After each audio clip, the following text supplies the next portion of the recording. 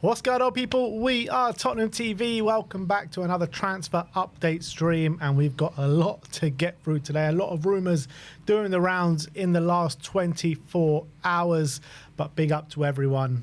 Already 300 people in here with us, so big up to each and every one of you. Smash that like button, smash that subscribe button, and let's get straight into the update. Starting off with pre-season, it looks like all pre-season plans have been confirmed now. We confirmed a friendly away at Reading at the Select Car Stadium, I think it's called now. I mean, I thought it was just called the Majetski Stadium, but that's showing my age a little bit. Yeah, 19th of July, we're going away to Reading. 26th of July, we're going away to Luton.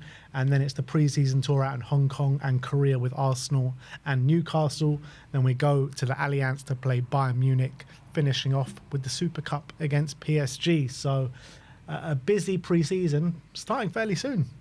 And no space for a home friendly. Yeah. Which is probably the first time in don't know how long. I can never remember not a non-home friendly. We usually end the pre-season with a nice home friendly. And usually Levy gets a bit of match day revenue before the season starts, but doesn't look like it's going to be happening. Well, I guess the Bayern one, I don't know if we get the revenue for that. I'm pretty sure we do. Yeah, it was part of the agreement. Deal, yeah. So is this the final one?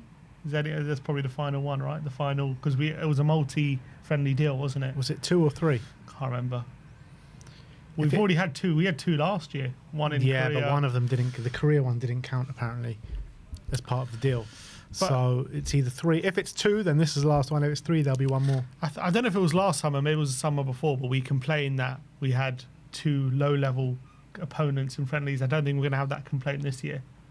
A lot of very good opponents. It was the COVID season where, couldn't get out of the country. It was hard, and we played a lot of lower league teams in that summer. But yeah, this is just first summer. I remember match. We played like what are they called? The in Singapore we played like a really low level team. One of them got rained off, and then we played like I think West Ham abroad, and then the Leicester one got rained off, didn't it? Leicester one got rained off. So we're going to have some good practice with some Champions League football coming up this season. Hopefully, we'll be in better shape. But look, it's pre-season. Obviously, you can't really make too many judgments. But all gearing up to that Super Cup. That's going to be the big one. Exactly. Is that the? Do you see that as the start of our season, or do you see that as like the biggest pre-season game? I see it as the start of our season. It's time to get a trophy, mate. It's a cup final at the end of the day. I know it's not as big as like the Europa League final or Champions League final or anything like this, but it's a significant game for us, in my opinion. Yeah, I agree. Time to get another European trophy, which would be unbelievable. Exactly. So let's. I'm looking forward to these pre-seasons. As you say, it's not far along now. Time is going past quite quickly. So before you know it, we're going to be starting pre-season again. I think the players come back in training, I think, next week, some of them. Yeah, the international players will come back a bit later on, particularly the ones that just have still involved in the under-21 European games. Archie Gray playing in a final this weekend for England. Matisse Tell and Wilson Odobert got to the semi-final. And some other players as well have been playing quite late on into the summer. So, you'll see a significant part of them back, I think, the week. I don't know if it's this week. I think it's the week after, the week commencing the 7th. So one more week off, and then they're back the next week. Be interesting to see who gets left out the tour. I think obviously we'll get to see. Obviously, they're going to take most players, but if there are some players who are left out the tour, I think that'll be quite telling. It'll be quite interesting. Yeah, I mean, we say this every year. No one ever seems to get left out. Yeah, I'm trying to remember. I think Højbjerg got left out, didn't he? So that kind of told us he was leaving. But we'll be interesting to see what happens then. Let's move on to some transfer talk now. And let's start off with Eberechi Eze. As Ben Jacobs said yesterday, that Arsenal have added Eberechi Eze to their list of left wingers. Eze is also being considered by Spurs. He has a £68 million release clause in his Palace contract. Rodrygo also remains of interest. That's a different update. Tottenham are looking to add another left-sided attacker in Eze as one of the players on their radar. The Times says that Manchester City are another club looking at Eze, along with Tottenham and Arsenal. And an Arsenal ITK called Team News and Ticks, very reliable, says that Eze is one of the plans at Arsenal. However, it's unclear if he's first choice or backup option. Arsenal have already agreed personal terms with Eze, and the player wants the move. There's been some other reports saying that Arsenal their first choice is Rodrygo, second choice is Eze. So if they can't get Rodrygo off the line, they will push forward for Eze. And yeah, it's not good news, people. It's not good. I had a feeling once I heard Arsenal's name being brought up in this conversation that they might be very interested in him, because I think they do clearly want a left winger. Maybe the fact that if they're going for Rodrygo, and if that's any sort of, obviously he's part of the Club World Cup right now, so it's going to be difficult to do a deal while that's going on if he's playing in that competition. And if we really go quickly now and push for Eze and try and get that deal done before the end of the Club World Cup, maybe we got an opportunity. But if he's waiting for Arsenal and they've already in talks and he's agreed personal terms, that's still going to make it very, very difficult. But maybe if we can show him, look, we're very serious about you. You're our first choice. We're not waiting on anyone before we want you. And if they're waiting on Rodrygo, maybe we've got an opportunity to pounce. But it's not good news that Arsenal are looking for him, because obviously he's an Arsenal fan when he was younger. I think I saw an interview saying he got released by Arsenal at 13. He said it was the hardest moment for him, and it was his dream to play for Arsenal, he said. So if he still hangs on to that dream, maybe he'll wait for that Arsenal transfer, even if he's not their number one choice. But yeah, I think if it's a choice right now, if he's between Spurs and Arsenal, and they're pitching to him that, look, you're going to be our starting player on that left-hand side, I can find it hard to believe that he's going to choose Tottenham over that. Yeah, this one's hurting me, man. It's really hurting me, because Eze was my number one target that I wanted this summer. I think he would be brilliant for Spurs, whether it be playing through the middle or out on the left-hand side. And to potentially see him going to Arsenal just reminds me of how much we were glazing over Calafiori that summer, and he ended up at Arsenal. And we were doing all those videos all summer saying Calafiori is going to be the most perfect fit for Tottenham.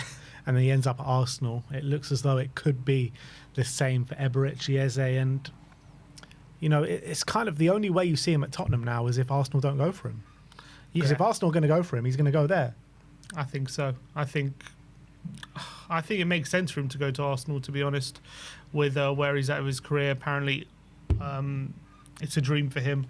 So I think we're in trouble here in terms of convincing him to come. And also, I'm sure wages-wise, they pay higher wages as well. So on top of that, you know, they're probably going to give him more money. I doubt Tottenham sign him. And you know, I think the likes of Havertz is on like over 200 grand a week, isn't he? So I can see Arsenal offering Eze something similar to that. Yeah. So we're not going to do that. Yeah. So it's tough. And the most frustrating thing about this whole thing is like all the flirting between Spurs and Eze. Whenever Eze has come to Tottenham, it's felt like this deal has just been like ready to go for ages. We've been interested in him since last summer, maybe even potentially before that. We've been interested in his QPR days. And you dither, you try to get the best deal, you try to get favourable payment terms, and you end up losing out the player. And this happens so often with Tottenham. Yeah, if we were serious, we should have done what United did with Cunha, just slap down their release clause, say, look, we want you, we're your number one choice, we both believe you can bring us forward. And even then, ask the question, put pressure on Eze to accept, like really try and push the button and show how serious you are, instead of all this waiting around and trying to, I don't know if we're in active talks or what the situation is right now with Eze. Obviously, we're not behind the scenes, but I just feel like if we were proper serious about, bringing him in and making him our first choice, you just do whatever's necessary to do it. And it just feels like we're still in that mode where, classic Tottenham, we're waiting to see how good of an offer, negotiations we can get, installments, all these different things. And now Arsenal could be swooping in. Yeah, and you look at all the players that we've been linked with so far this summer in terms of in that kind of position, Eze and Mbeumo, Semenyo and Mohamed Kudus, right? These are the big four names that we've been linked with. And Mbeumo's gone to Man United now. Eze, we've just spoken about it. Semenyo, Bournemouth are kicking their heels in to sell Zabriani to PSG. They're finding it hard to get a player out of Bournemouth. So that tells me that Spurs are going to find it even harder to get a player out of Bournemouth, which leaves just Mohamed Kudus. Look, we don't know how serious the interest is in Kudus, but if we miss out on those three players, we have to go bring him in. We just have to. Yeah, after those four, you're running out of Prem-proven players who you really believe can improve us. Obviously, there's talent out there, but again, you're probably going to have to look for a target from like La Liga or whatever, who's a bit undervalued in the market, who you believe could be a potential star. And that's kind of the route we've gone down previously. And yeah, look, we've had some success, but as well, I think this season we all wanted like a really big proven attacker we know was going to be an upgrade, and it's going to be hard to see that happening now because I think if I'm going to predict, we're probably going to end up overpaying for Semenyo. In my opinion, that's the only deal that can get done there. I just don't see us going all out for Kudus. I've got a feeling West Ham are going to make it very difficult to deal with us, and other teams are interested in him. Whereas Semenyo, we might be the only team willing to overpay for him because we're just running out of options. But can you see us doing that with like?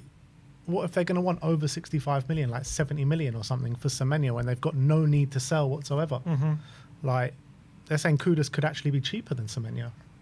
Not for Tottenham.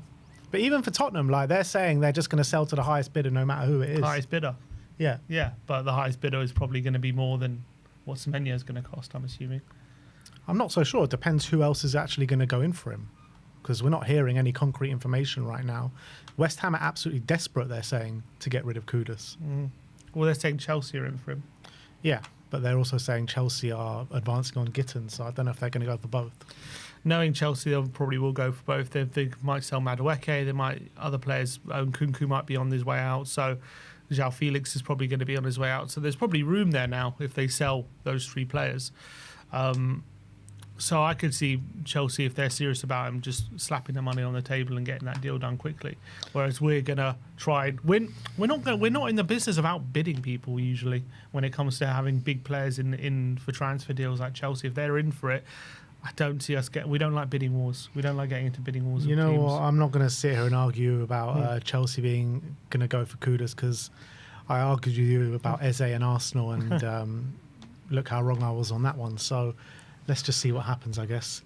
But Spurs are in advanced negotiations to sign someone. He goes by the name of Oliver Boast. Beren Cross, Leeds writer for The Athletic, says that Leeds are losing a prized academy asset to Tottenham.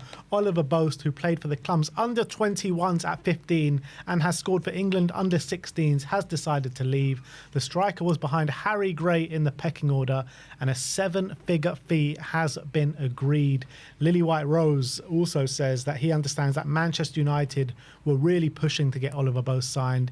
In agency circles, this is seen as a major coup by Spurs to land Boast, who made his under-21 debut as a 15-year-old. How many major coups for 15-year-olds This can we is get? Spurs, man. This is the most frustrating thing. Like, this guy could turn out to be one of the best players in the world. Like, whatever. Like, we need players here and now. How many 15, 16, 17-year-olds are we going to sign? Seriously, man. Can't get enough. It's an absolute joke. Is it fair to say we boast the best of talent in the league? In the best talent? We boast Don't the look best. at me with that smile and talk about that, man. I can't be asked for it, man. Seriously. But he's behind Harry Gray, you said. Yeah. So what? Harry Gray's better than him. Apparently, yeah. But I thought we wanted Harry Gray. We did. But we're going for his backup now. Why is he cheaper? Even though it's a... He's a lot younger, I think. He's a lot younger. Look, we've got so much talent. I'm not against signing him, fine, but we just seem to be spending all our budget. We know we're always hearing money's low, cash is low, and all this kind of stuff. We're spending our budget on young players, but They're actually the same age. they're the same age. Yeah. So, I don't know. Get them both in, I guess. Just create the best youth team out there. We'll win never trophy. mind about the first team. Yeah, we'll win trophy. I think we should start supporting the under-21s. Yeah. I think this should be the We Are Tottenham TV under-21 channel, I think. Because I think we'll get more happiness there. Definitely. I think we should start doing watch-alongs. Well, the and going to under-21s their can't games. win the Europa League. No, but they can win. They're not in any sort of European competition. No, they'll be in the Champions League when you get into the Yeah, they'll Champions be in that League next thing. season, yeah. All right, so we'll follow that. Fair. We'll follow that. We'll do all our coverage over the under-21s because that's apparently where we're investing our money. So that's where we should focus. Well, it's actually the under-18s that we're investing our money in now. Under-18s. We've got so much talent. Melia, we got Mason Melia, we got George Feeney. We got all this talent. We'll just keep adding to it. Fair enough, add to the talent, but you know, I don't want to again be sitting at the end of the window like, oh, we spent so much money on all these youth players and we haven't got anyone to improve the first team. Really fair enough when, you know, you're missing out. Like, as the weeks progress, you're just missing out on targets that can have a real impact in the first team. But when it comes to these kind of youth talents and talents under the age of 19, you know, no one will stop us signing these players. Like we'll get as many of them through the door, no matter whose pathway. Even if they're not even going to have a pathway, if they've got any sort of potential future sell-on value, we'll buy them.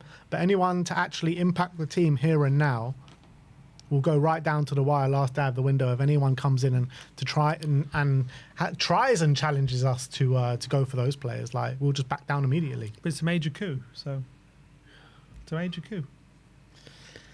However, another link has done the rounds today from a Spanish publication called Cadena Ser, saying English clubs including City, Chelsea and Tottenham, in addition to Arsenal, I can't even say this with a straight face, are monitoring Rodrygo's situation. Real Madrid have set his price at 90 million euros. Arsenal have already held talks with Rodrygo's camp, which meant Spurs might have to act fast to beat their North London rivals to his signature. That's our forte, acting quickly, swooping in and getting a deal done. The only monitoring we're doing is watching him at the Club World Cup. That's the only monitoring I can guarantee we're doing on Rodrygo. We're watching some comps and thinking how good and nice it would be. Watching him warm the bench at the Club World Cup. We ain't doing nothing with Rodrygo, I guarantee you that right now. He could cost half that amount of money, we wouldn't sign him, because we're not going to pay the wages. He's going to demand top whack. I bet you he's on decent wages at Madrid right now. Obviously, I love Rodrygo. I think he's such a talented player, and I also think you're telling me this report's bullshit. We're not going to sign him.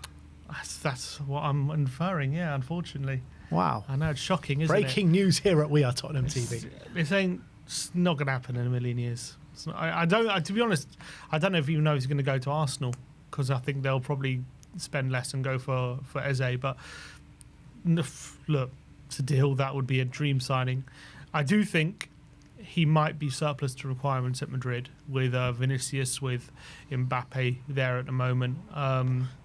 It's going to be difficult for him to find game time in his best position. And I think he found that last season. He's always been shunted out to the right, and I think he wants to go back to the left. So I wouldn't be surprised if he does want to move, but ain't coming to Tottenham. Unless he's just desperate to keep that white shirt. Yeah. Maybe that's the only way. And he's willing to take a pay cut to do it. Next up, we're going to talk about Chelsea 19-year-old Josh Achimpong. Miguel Delaney says that Tottenham and Newcastle are among the Premier League clubs that are interested in Josh Achimpong, whilst Borussia Dortmund are exploring a deal for the player.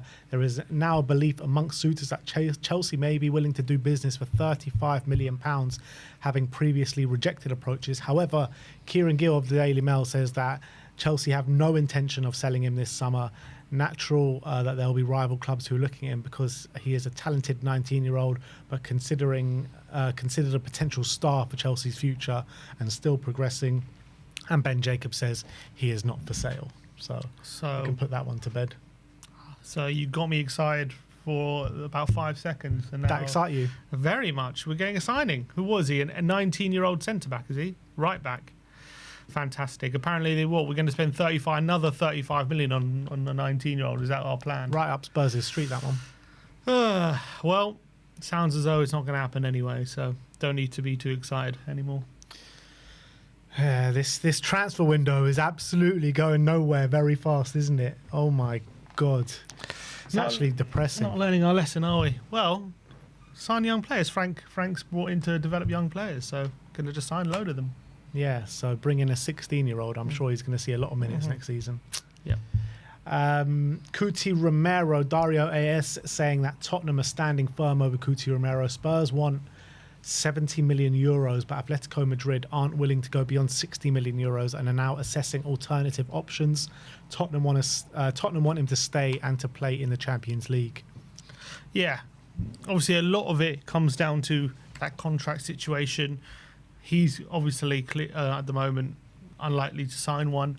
So whether Tottenham take a bid of around 60 million euros, especially if Romero is kicking up a fuss, it just can't be completely ruled out. Maybe even a deal 60 million euros plus some add-ons or something like that. If he hits certain targets, maybe that's a deal Tottenham are willing to do. I wouldn't if that report suggesting that Atletico are willing to go higher than any other report. Most other reports are saying 45 million or something. So if they're willing to go up to about 60, maybe there's enough wiggle room there for both clubs to get a deal done, I would suggest.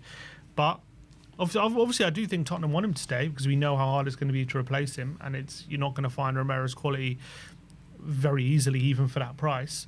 But we've sold players before because they've got 2 years left on their deal, and they're not going to sign a contract, so you maximise the value. I remember Michael Carrick was in that situation. I think Berbatov was also in that situation where they had 2 years left, weren't going to sign, so we sold them.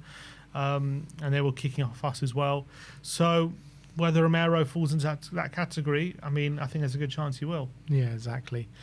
So look, we'll have to wait and see if Atletico actually do go and put their money where their mouth is, because this report definitely conflicts, like you mentioned, other reports of how much Atletico are willing to go to.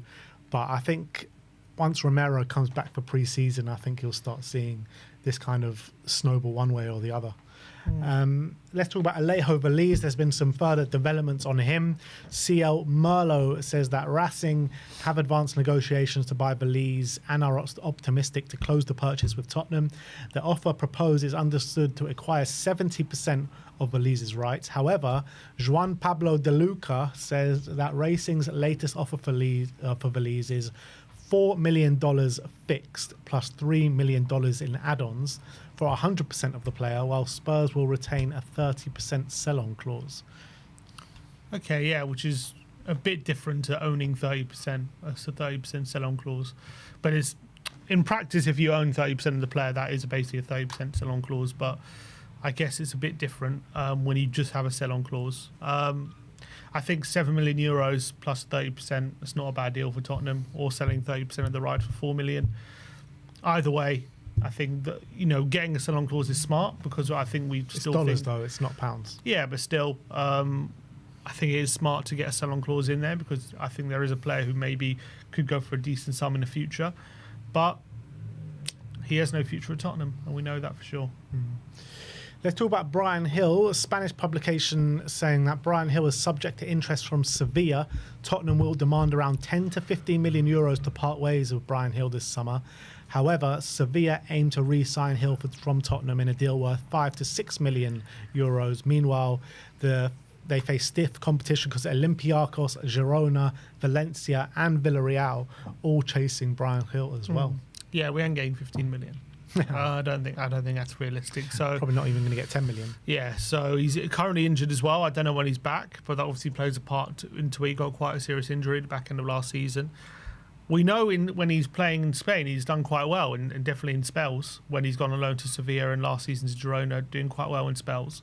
So I do think there'll be quite a bit of interest, but at the end of the day, how his career has been over the last few years and his current injury would mean that we're not going to get a significant fee. We're going to have to just take the hit on him, and that's just what we're going to have to live with.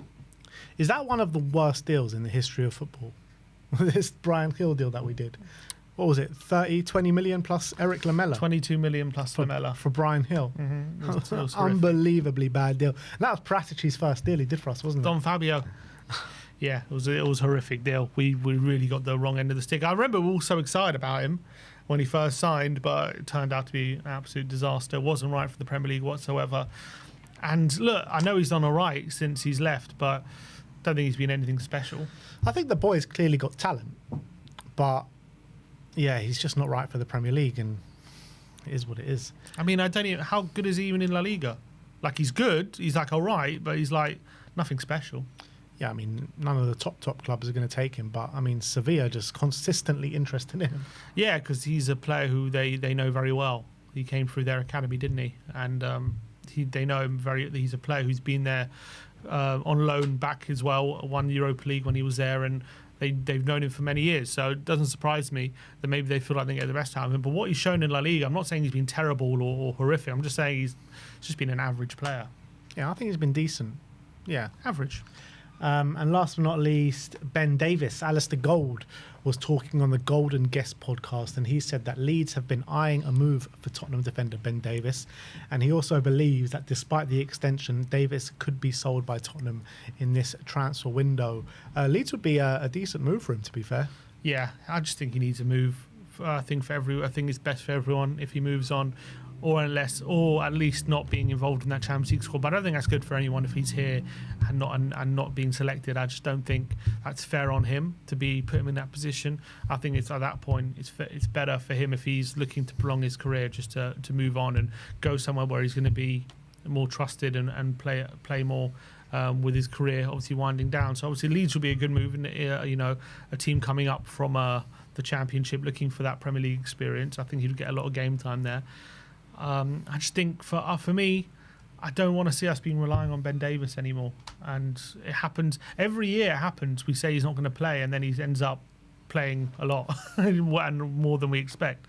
And he's not a terrible player. Don't get me wrong. I don't think he's bad. It's just he's 32.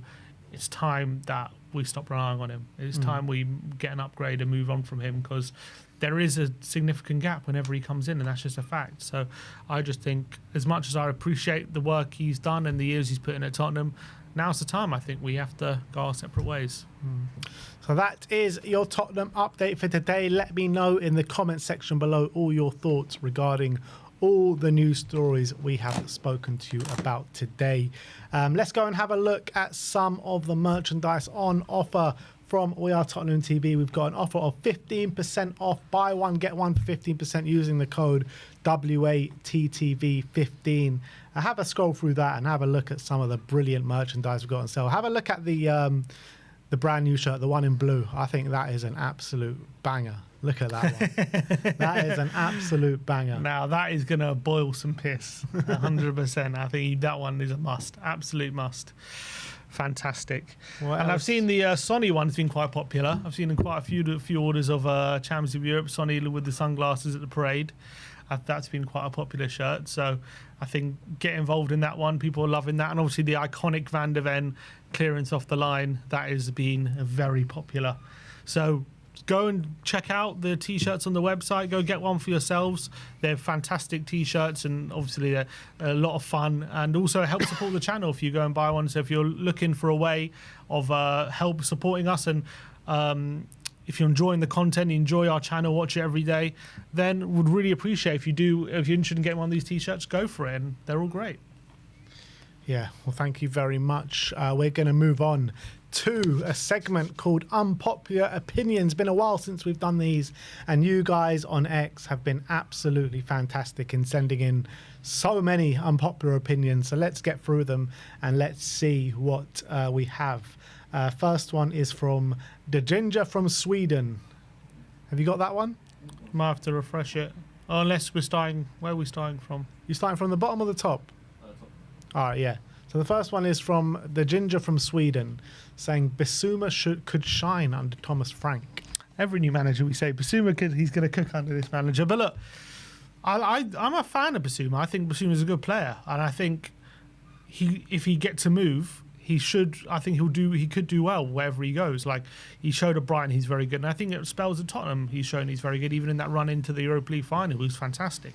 When he's got his mind focused and on task, he's a very good player. The problem everyone's had with him is getting that consistently every single game. And for too long, he goes through spells where he loses concentration and he struggles in certain games. And as Ange said, gets certain games pass him by. So I just think, unfortunately, I think the main thing is 1 year left on his deal.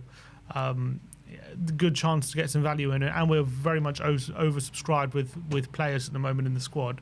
He's a prime candidate to be sold, and I think that unless Frank is convinced and we're going to give him a new contract, I just can't see him staying here with 1 year left. If you're convinced that he can go on and be a really good player for another team, then why can't he do that here? He probably could do that by all the reasons I explained. Hasn't he not done that here? He has been good, I think, in spells, but I think for too long, consistently, he's struggled. And I think what I'm trying to say is that he's a player that you're happy probably to see the back of, right? Yeah. And there's a reason for that, because he hasn't been good enough. Mainly because he's got 1 year left and we're not going to offer him a new deal. I think in general, yeah, he's not the guy that we need in that position. He's not good enough for us to progress. I agree. In general, not because of his ability, but because for too often he kind of loses concentration. But I do think there is a very good player in there. And if you harness that potential he has, he can be a good player. But unfortunately for us right now, I think we need to move him on. Yeah, I mean, I was so excited when we signed Bissouma. I thought he was going to be a leading player for us in the middle for years to come. I thought he was going to take that Brighton form and take it on to the next level at Tottenham.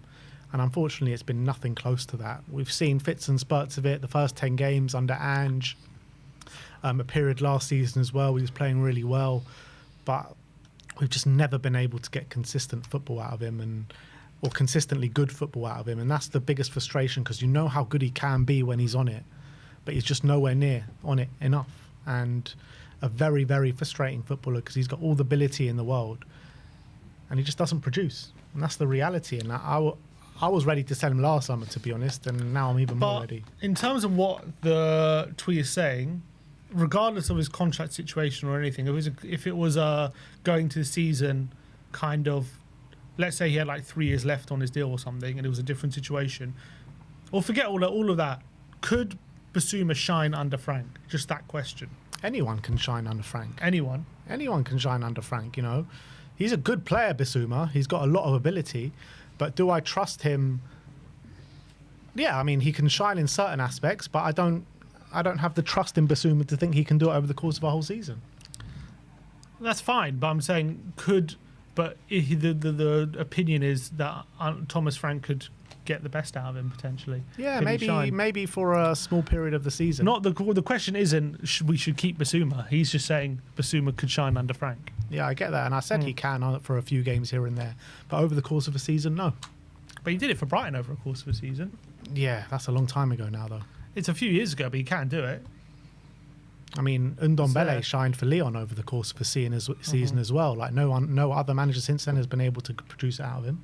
Yeah, but he's not. Bissouma and Ndombele is a different case. Bissouma is a bit more trusted than Ndombele. Yeah, I would trust Bissouma a lot more than Ndombele, but still, there's similarities there in terms of he's shown at one club before signing for Tottenham that he can get to certain levels consistently, and ever since then, he's shown a few attitude issues, a few stupid kind of mentality issues, and he's never been able to regain the consistency that he showed at his previous club. That's fine, and I'm not disagreeing we should sell him, but the question is, could he shine? I think he could. I think he could. He could, yeah, for 1 or 2 games, maybe a stretch of 10 games, but then after that, he'll slip into the Bissouma that we've been accustomed to seeing. I don't know about that. What's the next one? It's him. It's him is saying Tyler Dibbling should be our priority choice on the right. We missed out on Gordon. Can't pass on a talent of that caliber. He'll be a starter in next to no time. I mean, right at this moment in time, with the players that we're losing day by day, I mean, Dibbling is probably one of the better options. Yeah, I mean, I don't think he should be our priority. I think obviously someone like Kudus should on the right-hand side, or even Semenyo, obviously, or even someone from abroad who's more established than Dibbling. But I do understand Dibbling's an unbelievable talent, and what he did for Southampton in the Premier League last season showed what an exciting talent he is. And he showed he can play in the Premier League. Whether he can do it to a standard right now where he's going to be a star for Tottenham and he's going to get, a certain number of goals and contributions next season to take us on, I'm still doubtful about that. But whether he can be a really good player for us and in the long term be a star, potentially yes. But we have so much talent and potential talent in this squad. It shouldn't be a priority adding more talent right now. We should be cutting off the talent supply and going for ready-made. That should be the priority. But if we're struggling to get any, like for me, it's kind of like if we're struggling to get any targets and Dibbling's there on deadline day, and we can get him in, all right, that's fine. But he shouldn't be priority, is my point. Yeah, I agree with that to a certain extent, but I do think Dibbling can come in and make an impact next season. But I would prefer to go for the likes of a Semenyo or a Kudus for the short term. However, I do think Dibbling might have a higher ceiling than a Semenyo. Yeah, I agree with that.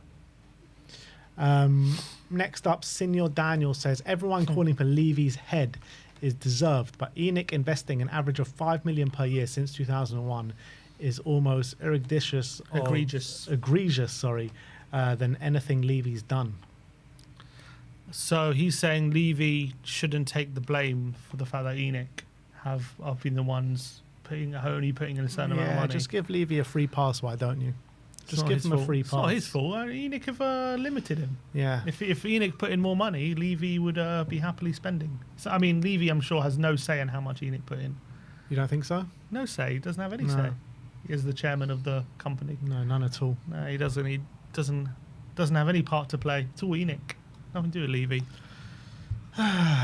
So what's he going on that yacht every summer for those meetings? What are they talking about? Just what they're going to have for dinner that night? He's making the case. He's saying, I'm desperate to win. You got to pump in money. And Joe Lewis is saying, no can do. You got to make do what you have. Exactly. That's what's happening. He's begging on his hands and knees. Joe, please put in some money. We're desperate here. We're signing teenagers. Come on. We need to push on. And Joe's like, sorry, Daniel. No can do. No can do. That's what's happening. Those are the conversations, I'm sure of it. Oyvind Strand says Madueke should be the offensive transfer target.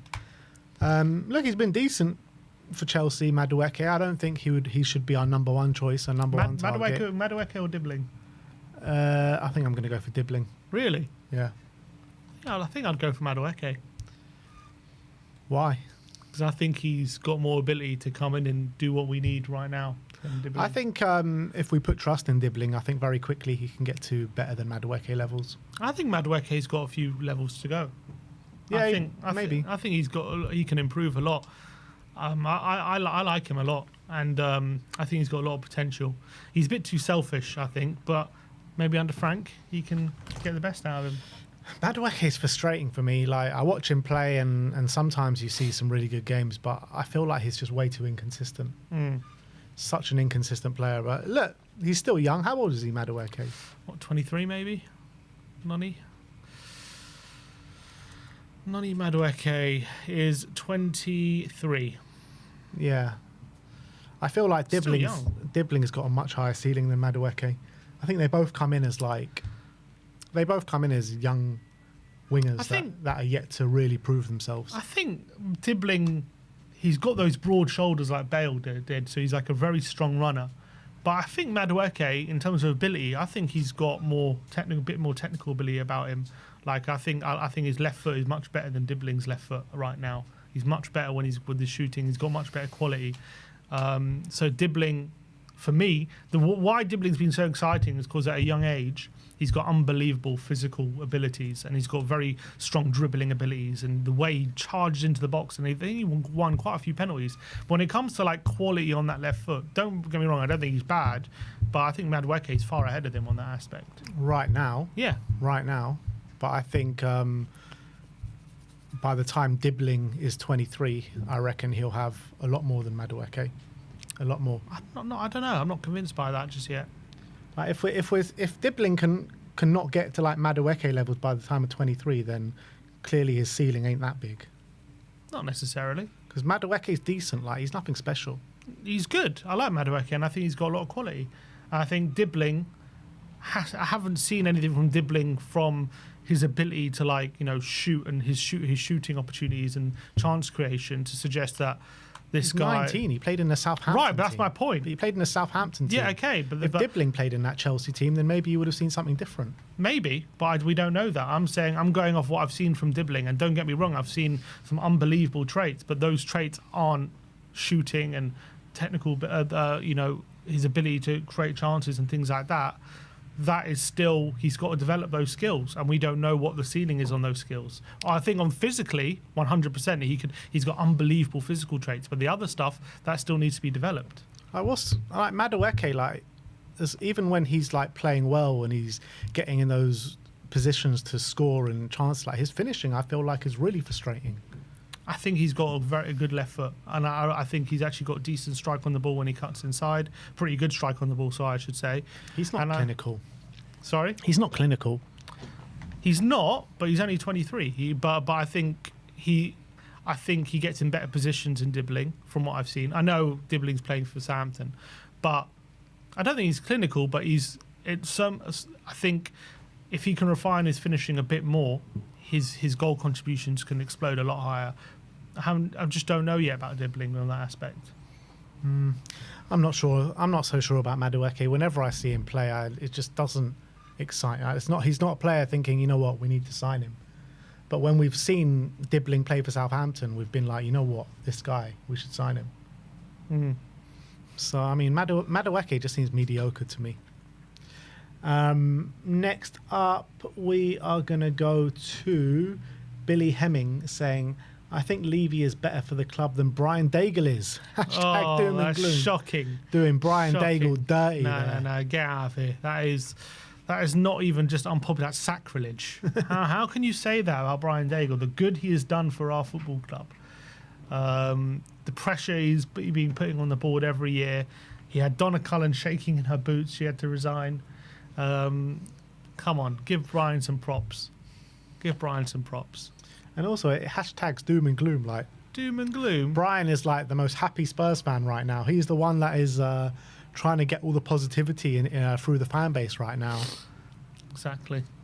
And the ones still hanging on to Ange are the doom and gloom ones right now. Oh, yeah, right.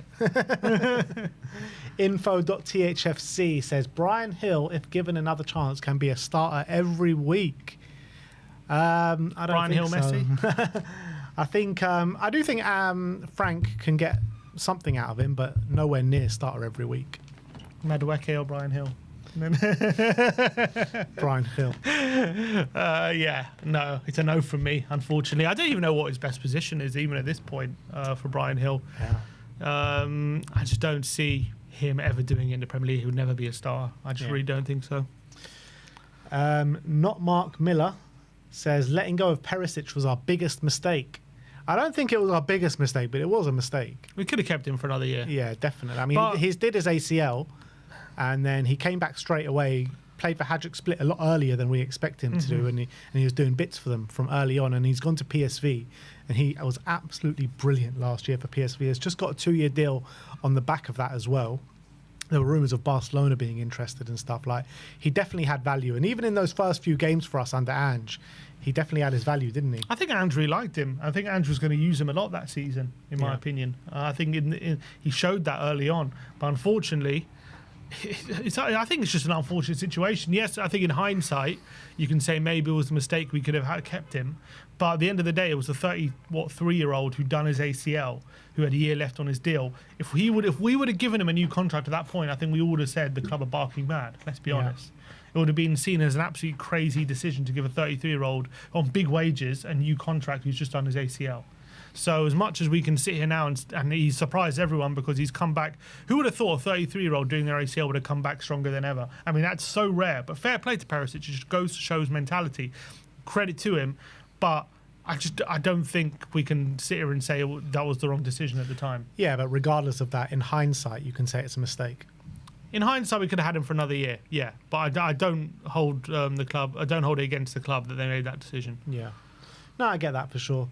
Diran THFC saying Archie Gray will be our player of the season next year. Archie Gray, player of the season. I like your positivity. I don't know if he's going to be player of the season. I do think he's got young player of the season. Potentially young player of the season. He's got a big part to play. Obviously, Frank believes in him massively. Tried to get him at Brentford. I think it's hard to see where he fits in. That's the reality. He's got to push his way into the lineup. To be player of the season, he needs to be starting every week. We're talking about leaving him out of the Champions League squad. Yeah. And I don't know if we're going to do that, but the fact we're even talking about it is a bit of a worry for him. And as well, we're talking about bringing in a midfielder. Then all of a sudden, you're looking at a new midfielder. You've got Bentancur and you've got Bergvall and Sarr in that and Gray fighting for those double pivot roles if that's what we're going to play. So where does he fit in that in terms of getting regular game time, forcing his way in? If we're saying we need a number 6, a new number 6 who's going to be a starter, right? And then you've got Bentancur behind that guy, and then you've got Gray, it's going to be tough for him to get those minutes. Yeah.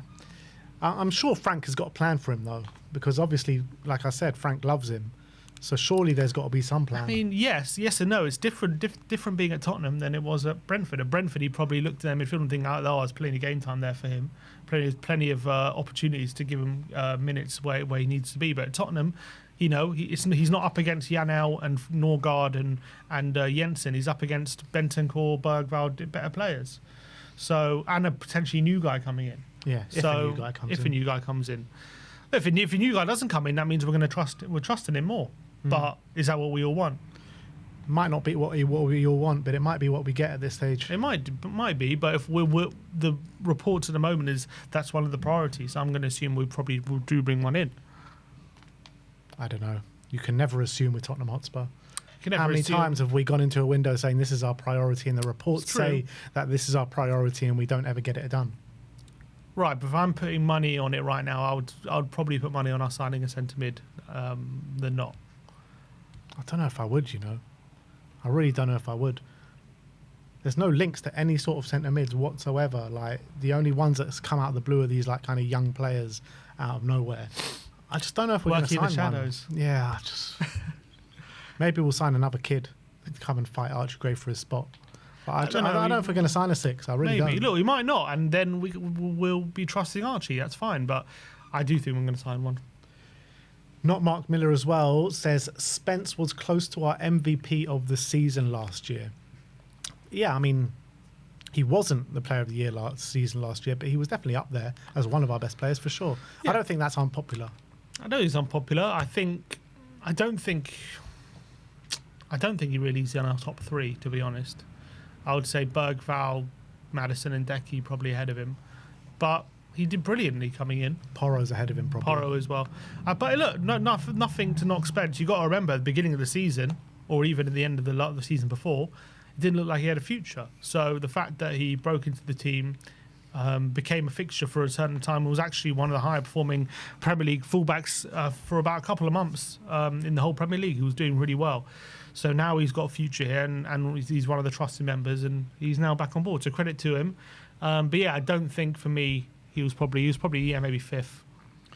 Chris Gilbertson says we should keep Rishi. I just like the guy. Always works hard.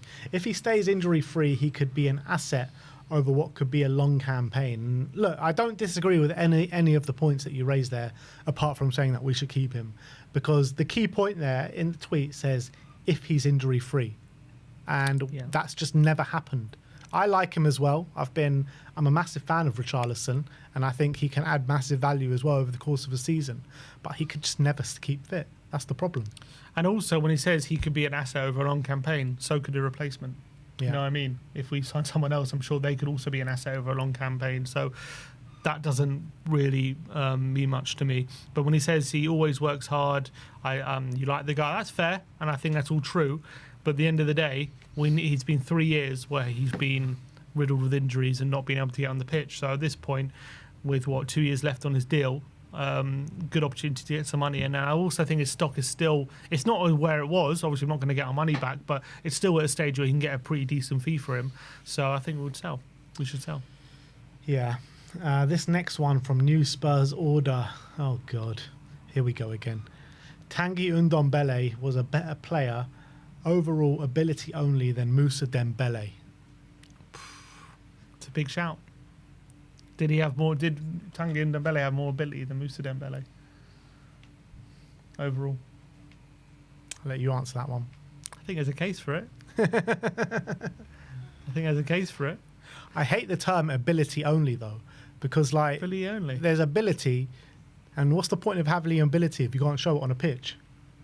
It's like saying Adel Taarabt had more ability than Odegaard or something. Yeah, like the whole thing that they were going on in Manchester United, like Ravel Morrison had more ability than all their class of 92, whatever it was, whatever the argument was at the time. I can't remember compared to which players, but some players have the mentality to go and do it consistently week in, week out on a football pitch, and the others, don't have the bottle to do it. The reason I actually don't agree with this is because I actually don't think that Dembele was the hardest worker himself.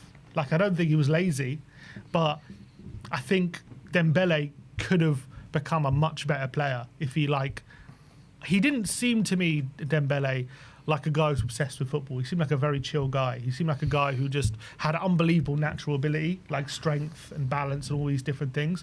And don't get me wrong, I'm sure he worked hard and stuff like that, but he just seemed like a guy who relied on his natural traits rather than relied on improving himself and adding things to his game. So I think if he would have done that, he would have been a far better player than he even was, and he was an unbelievable player. So the reason I actually don't agree with that is because I don't think Dembele himself was even the hardest worker. But Yeah, I mean, I get what you're saying. He had a kind of like nonchalant attitude on the pitch and off the pitch, but at least he had standards. You know what I mean? That's what I'm. Yeah, that's what. Ndombele yeah, had no standards whatsoever. That's and just to see where his career's gone as well since leaving Tottenham, because everyone's like, yeah, Ndombele is going to go somewhere and cook. Everywhere he's gone, he's been chased out the door. He's been at Nice this year, and like second half of the season, he's barely got minutes. Like the guy is an absolute disgrace to football. He really is. Yeah, but I think in terms of the point I think he's trying to make, like his natural ability is better than Moussa Dembele's. I understand the point he's making, but I disagree, because I'm guessing the point he's making is that Ndombele had tons of natural ability, but because he doesn't put the work in, he never filled that potential. But my point is, I think the Dembele we saw was him also not fulfilling his potential, but his kind of the gap is a bit different. Exactly, but his floor was that high that even him not fulfilling his potential was that much a better player. So that's why I disagree with it. Yeah. Pro Tottenham says Kinski will be our number one before the end of the season. There's a case for it. That's what I've been saying. There's definitely a case for it. I mean, it's all on both of them to see what they... I mean, Kinski will be the cup keeper, won't he? And he needs those games to prove to Frank that, you know, he can do it and he can get a lot better in terms of his shot stopping. And it's up to Vicario as well, like under Frank's training at Hotspur Way and stuff like that, to show that he can get better at his playing out the back and with the ball at his feet. Yeah, I think I wouldn't rule out Kinski becoming the number one. If Vicario goes through a period during the season where he's making lots of mistakes, and whether it be playing at the back or whatever, like he was at the back end of last season, and then he gives Kinski a go, I can see Kinski keeping that spot, and then it's going to be difficult for Vicario, especially if Kinski really improves that shot stopping ability, which I think at some points last season he was found wanting a bit. But apart from the shot stopping, I think coming for set pieces and stuff, I think he was pretty decent. Obviously coming out of his box and playing at the back, I think he's probably better than Vicario. I think he's braver than Vicario when he comes from set pieces, and I also think he's braver, and I think obviously from his passing ability he's got much better passing range than Vicario. And as I say, Vicario, as much as he's actually not terrible for a goalkeeper on the ball, he still plays like he's a goalkeeper playing out the back. Kinski plays it more like he's an actual outfielder. The passes he makes is like you'd see an outfielder make, and that is the difference. So if that is going to be a big way of how we play and build up, I think Kinski's got a big shout of being a number one. Do you think it'll be this season, though? Or do you reckon this season might come a bit too early for Kinski? I think come the end of the season, it could happen. You know, we've seen it. We've seen it with other keepers. I know it's a different situation, but, you know, Ramsdale started the season as number one at Arsenal, and then Raya just took his place after he kept making mistakes and he never let go. Yeah, but I think the plan was always Raya was brought in as number one. Right, but Ramsdale started the season, didn't he? Yeah, because they didn't want to disrespect him. Do you think that's a similar case? Well, I don't think if Ramsdale wasn't making those mistakes, would he have just taken them out for no reason? You know what I mean? Yeah, I think the plan was always going to be for Raya to be number one at some point during the season. Like that's why they brought him in. That's what we thought for sure when they brought him in. And I'm sure we all said he's an upgrade. But at the end of the day, they kept Ramsdale in goal, and they only really took him out because he was being bad and making mistakes. But if he didn't, I don't know if they would have just taken him out for no reason. But again, for Vicario, it depends if he's making mistakes or not. But I've got a feeling he might start making a few mistakes playing out the back, and if he does, I think Kinski will be there. I think come the end of this, if I'm going to predict, I reckon come the end of the season, I think Kinski will be number one come the end of the season. Mark Pinfield says, Romero leaves on deadline day. No statement signing. The board just expect Frank to work with what we have with the aim to overachieve. Sakai replacing Romero. It's not looking beyond all realms of possibility that at this moment in time. It's really not. Yeah. That's what I am worried about. No statement signings. I am quite worried about the possibility of that happening, which is kind of what I was saying when Frank first came in. Are we going to use Frank's appointment as an excuse to just say, oh, look, he's so good at improving everything. He's got the golden touch. We'll just, whatever we give him, he'll just work with it kind of thing. I'm worried about that possibility. Are we using Frank as an excuse, or is this just what Tottenham do under every manager? Yes, but we know that if Andrew's here, that we wouldn't have that excuse. At least, I know we did it anyway when in his first season, but obviously Andrew's was calling for more experience into the team, right? How That's long what until you're saying. Frank calls for that? Yeah, maybe. We'll see. I don't know. But Frank's kind of the reason he's been brought in, because what he did so well at Brentford is getting the best out of what he's got, improving players, all these different things. So are the club, going to use that as an excuse to not push the boat on certain signings and sign younger players and all this kind of stuff? It's not Frank's fault. I'm just saying is the club going to look at it that way? That's what I'm worried about. Yeah, it's just so frustrating, isn't it? Just so frustrating. Why can't we just act like the big club that they say they are? Why can't they act and say they want to win the Premier League, they want to win the Champions League? Act upon it. Well, actions speak louder than words. Davy Coys says, this is a really unpopular one, saying Levy is interested in football. Yeah, American football. He's definitely, He's definitely interested definitely in NFL. interested in American football. He's interested in F1. Do you reckon he He's follows interested American in- football more than he does the Premier League? I don't even think he knows one American football team's name. He probably just looks at all of them as dollar signs in his eyes. But yeah, he's interested in events, properties, hotels, apartment blocks. He's pretty much interested in everything apart from football. Yeah, he's interested in football money. Money in football. That's what he's interested in. Gaelic says Son is more of a Spurs legend than Kane, no debate. Yeah, I don't think that's unpopular anymore. I think that is 100% true. Sonny is a much bigger legend for Tottenham than Kane was. Yep. He won a trophy, was our captain when we won the trophy. He's also one of the top 5 goal scorers and top assister in the Premier League as well. So as much as Kane has the overall top goal scorer list, that's not enough to push him over the edge of what Son brings to the table. Marios says Mikey Moore will have a better future at Spurs than Tell and Odebear. I mean, it's not the most unpopular opinion. I mean, it might be true. Might be true. I think Odebear, yes. I think Moore is a good chance that Moore has a better future than Odebear. Tell, I think Tell's got a lot of quality, but yes, obviously show it. But I really believe in Tell. I think Tell's going to have a really good season. I really believe that. But Do you believe in him more than Mikey Moore? do I believe in him more than Mikey Moore? I don't think I do. I think Moore might have a better future. Good. I was hoping you were going to say Why that. good? Why not? Huh? Why would it matter if I thought Tell? Because then we would have to get into a barney. I think Tell could, but I think I just lean towards Mikey Moore. I think he's got more to him. Yeah, he's definitely got more to him. I don't think definitely. I don't think definitely. I don't think definitely. All right, but I think he does. J_THFC saying Kulu doesn't even start if everyone is fit. Well, it depends what system you're playing. I feel like Kulusevski, if everyone's fit, does start on the right wing for us. Yeah, I think so as well.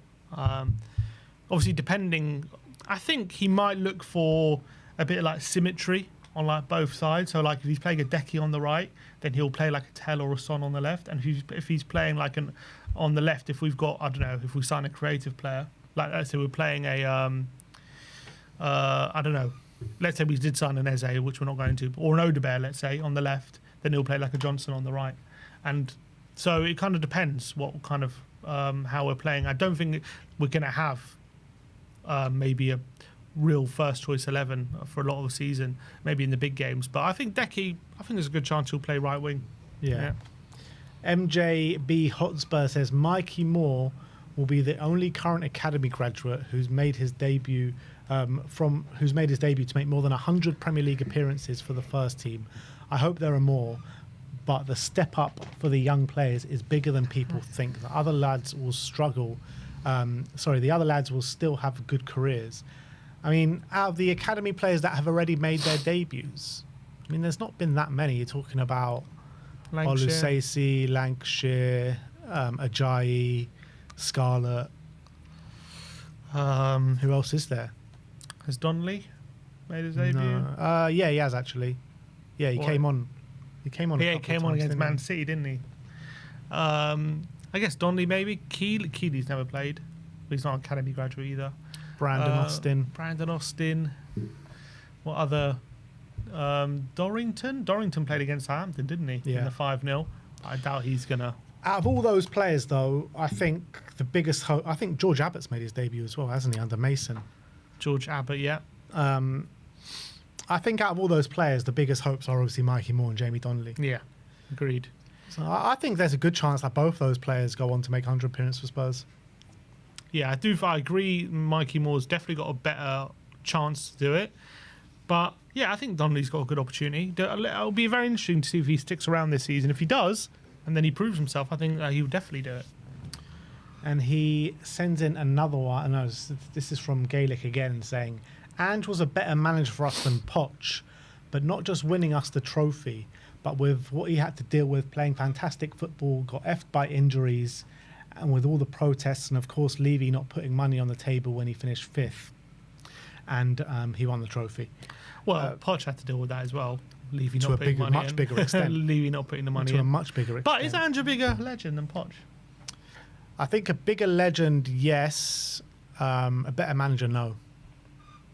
But he's going to be more fondly remembered, you think, than Poch? Yeah, for sure. I mean, he's the one that won the trophy for us. I agree. I think as well.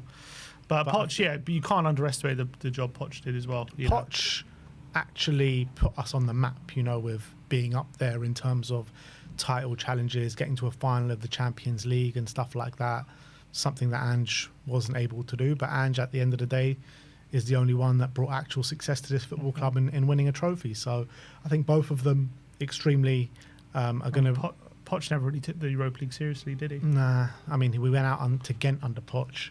We went out to Fiorentina, I remember. Yeah. And went out to Dortmund. So, I mean, Dortmund and Fiorentina are decent sides, but obviously going out to Ghent, we should never have done that. That was our best team as well when we lost to Ghent. And we actually played quite a strong team. I think Delhi got sent off early on and it kind of ruined our game. But yeah, I kind of felt like whenever we're in that Europa League, because we were always in that top four race or higher, we just kind of felt it was an inconvenience, I feel. Yeah, I mean, look, there's... you want to look at everything put together. Like Poch was always fighting at the top of the league, so he could never give up on the league. You know what I mean? Mm-hmm. Like if Poch was where we were, and we were in the last 16 or whatever it was in the Europa League, I'm sure Poch would have taken the Europa League a lot more seriously. Yeah, but he just never did. Never had the chance to. Yeah. I mean, I guess chance to, because our squad was never big enough to focus on both. But he could have. He chose not to. Yeah, because we were fighting at the top of the league. Sometimes we'll fight for top four. Yeah. But Ange never had that. I mean, he had it in the first season when we had no European football. Yeah. But I'm talking about when he had a choice. Yeah. But, I mean, he could have prioritised the Europa League if he wanted to. Yeah, he could have. But what I'm saying is the remit of the club back then was to get top four. Mm-hmm. Yeah, that was his goal. Not maybe set by him, but set by his bosses in Daniel Levy and everything like that. I agree with that. So... Ange didn't have that goal to meet because he was sitting in 17th, 16th in the league. Mm-hmm. If Poch was sitting in 16th, 17th in the league, I'm pretty sure if Poch had the exact same scenario as Ange had, he would have gone for the Europa League as well. Yeah.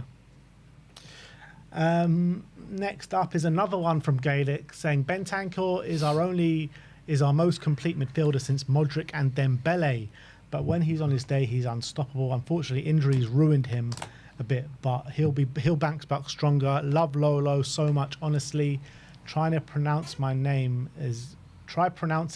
better, Sim and Ben. Much love from Bosnia. Most complete midfielder since Modric and Dembele. Trying to think of the other complete midfielders that we've had since then. So Dembele left in 2018. Yeah, I mean Højbjerg. I mean that was only a real big signing for a while in midfield. I guess you can't really count like tens in there. It has to be like a pure central complete. Midfield. I guess he's saying complete midfielder. I guess I think you probably make a good point. But it's not a massive selection. No. Scott Parker, but obviously he played with Modric. Dembele, 1 minute. Is he? I think Bentancur. What do you reckon? Bentancur was better than Pete Wanyama? I mean, they both had different traits, didn't they? Wanyama was a pure destroyer. I think in the middle. Wanyama I would have taken. It depends what I mean. In the team that we have now, in terms of wanting a monster six, like you take Wanyama, but He played a double pivot next to Dembele. Yeah, but the question is complete midfielder. Yeah, but I think when he was that one season, he was pretty complete, Wanyama. In a specific role, yeah. Like, he couldn't do some of the stuff that Bentancur does on the ball. I think he could. He was good ball carrier, good passer. Wasn't much of an attacking threat, but he mostly kept things simple on the ball. But he was a decent passer and very press resistant. Can't bully him off the ball. He was so strong. I think peak Wanyama goes under the radar. He was unbelievable. Yeah, I guess it was only like for 1 year, so people. That's the thing. Yeah, it was only for 1 year. So it's hard to say, like, was it an off year for him? Was it just injuries that took his toll? I think it was. I think clearly was. We could never get him back to those levels. No. Ever. And then he ultimately left and went to the MLS, which told you everything. But I think because of injuries, yeah. But I think peak Wanyama, I think peak Wanyama was better than Bentancur. Even Bentancur is best. What about just Wanyama in general over the course of his Spurs career? Yeah, probably if you put not. everything into account. Yeah, but he got absolutely ruined by injuries. Ruined. It was unfortunate. But that one season, him at his best, he was one of the best in the league this year. Yeah. Yeah, I don't disagree with that being one of the best in the league. I loved Wanyama that season. Was it last season at White Hart Lane? Yeah. I mean, he was phenomenal. And he would score the odd goal as well. He'd score headers and stuff. Yeah. Yeah, so maybe Wanyama is the only one. But anyone else in that, like, who else is there? There's no one else, really. Harry Winks. Let's move on to the next one. Kane says, our fan base are worse than Levy himself. Kane says that. Yeah. Harry calling us out. Jesus. Our fan base are worse than Levy himself. I don't think that's true. I can't really agree with that. Don't think our fan base are worse. Our fan base are great. We can be. I think we've been driven crazy by Levy, and yes, maybe there are certain elements of our fan base that have become a bit toxic at times, or maybe so desperate for a trophy that it's driven us crazy in down paths that we don't even know what we want sometimes. But I think all the source is Levy, really, for our craziness. Look, every fan base has all sorts of fans in there. Spurs are not the only ones that have this kind of element in their fan base. Every single fan base in the world has it. So if you're going to call Spurs fans worse than Levy, that means that every fan base in the world is probably worse than Levy. Yeah, everyone is culpable for it. We just notice it more because we are in it, and we are the Spurs fans. And, you know, we live day by them, talking to them every day, following the noise on social media and everything like that. So, do you not feel like maybe we're more polarised than some other fan bases? It depends what's going on at the football club at the time. Like, Arsenal fans are just as bad, if not worse, at bad times. I'm not talking about Arsenal. I'm just saying other fan bases. Like who? Chelsea. Chelsea, they're protesting against their owners like a year or two after coming in. True. United, you reckon we're more polarised? United are going. They're having shit fits every single week. What are you talking about? Villa, I mean, Villa have got nothing really to complain about right now. So what have they got to complain about? Did they win Champions League? They dropped out. Yeah, but they're going through their best moment in their history, pretty much, since when they used to win Champions Leagues. What about? Yeah, I guess good point. So I mean, every fan base has their moments, and are we in our moment? We've been in our moment for a long time. We've been in our moment for a long time, and ultimately, it all stems from what happens on the football pitch, and it's been not good enough for Spurs for so long. So until that gets better, then the fan base will quickly jump on board. And you know, even in this, you know, we've been kind of struggling as a fan base for a long time, but you know, we were great during the Europa League run. Even the past 5 years since Poch, where it's been so, you know, very up and down, mostly down. Those 6 months under Conte, I remember everyone was together. It was such a great time to be a Tottenham fan. Those 6 months under Conte. First 6 months under Ange. First 6 months under Ange as well. So, yeah, I agree. It's just a reaction to what happens on the pitch. It's true. When we're good, we're the best in the world. Exactly. I so firmly believe that when the Spurs fans are on it, we are the best fans in the world. And even last season, when things were going terrible and we'd go to away grounds and, you know, get served up dross sometimes or maybe even win, fans in the away end would be loud and proud, and atmosphere would be absolutely banging. So I think Spurs fans have to put up with so much, and they give so much back in positive and negative. What is the next one? Is from Mr. Tottenham saying, Oasis make garbage music. Oh, come on. You make garbage tweets, mate. You make garbage tweets. Absolutely shocking. You're talking to the wrong people, mate. You're talking to the absolute wrong people, the wrong crowd. If anyone's got a spare ticket for Oasis, by the way, in London, oh yeah, please hit us up. There's how many people watching? 1,300. Someone's got to have a spare. Surely. Yeah. Someone will. Come on. If anyone's got any spares to any of the London gigs, come on, hit us up, people. DM us. We'll give you a free shirt. We'll give you 10 free shirts. 10 free shirts. Darren says, I'll take Darwin Núñez at Spurs. Darwin? Not for me. No? Nah. 10 million? I like the attributes that he has, but, I mean, he's going to be worse for us than bloody Soldado with the amount he misses. How old is he? He is 26. Oh, wow, he's a lot older than I thought. I thought it was like 24. Darwin has been a complete flop. He would be another Werner. He reminds me so much of Soldado. Tries so hard. You can't, like, his attitude is infectious, and you can't help but love him. And the Liverpool fans are like that. You can't help but love him. But when he gets in front of goal, he just shits the bed. Yeah, it's so weird, like, because in Portugal, the guy scored, 30 goals. He seemed like a bit of a killer. And how many goals in Spain did Soldado score? Yeah, it's true. But yeah, I think Núñez had better physical attributes than Soldado. Yeah, but for sure. Yeah, I think I'm sick of trying to fix broken players at other clubs. We always try to do it, and it doesn't seem to work. Yeah. So I've been burnt by the Werner situation. I really thought maybe we can get something out of him, and he was just probably even worse at us than he was at the other club. So no thank you to Darwin. I wouldn't take him.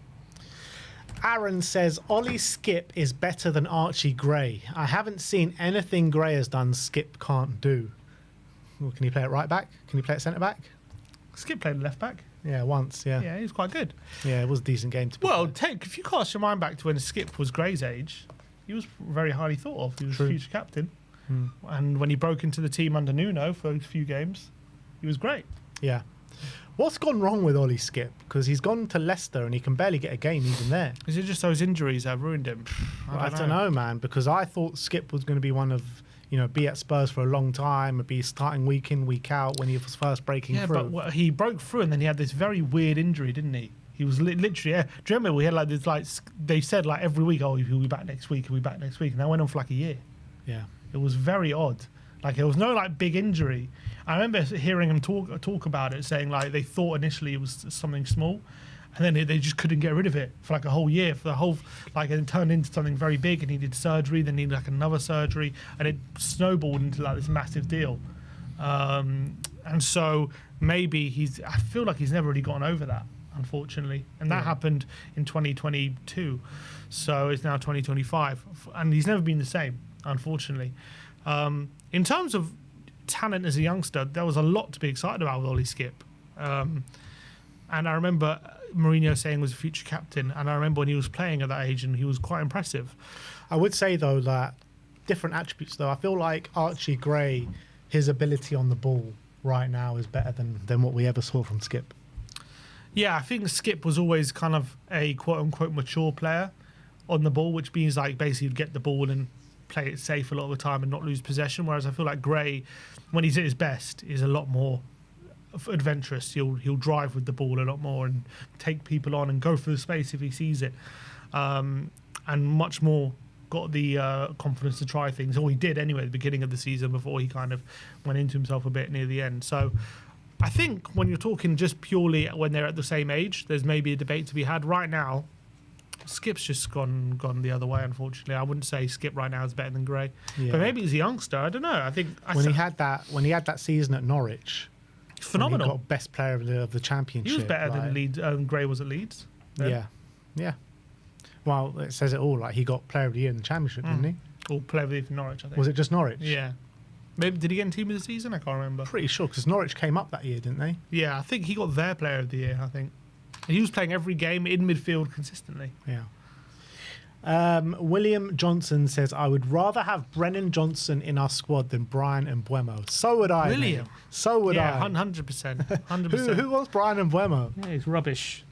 Brennan Johnson, our top goal scorer, man. Johnson again, ole ole. Who wouldn't want Brennan Johnson over Brian and Buemo, man? Spot on comment.